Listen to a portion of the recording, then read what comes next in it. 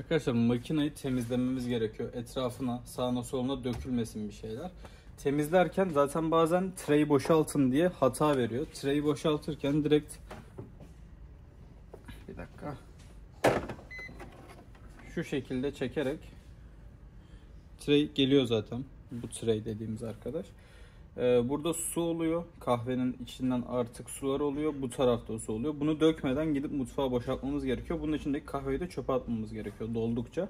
Artı iç tarafına bir şeyler aktıysa onu da yan taraftan peçete alarak temizlemeniz gerekiyor. Buraya bir şeyler aktıysa, kendi alırken döktüyseniz, bir yerlere sıçradıysa onları da temizlerseniz seviniriz.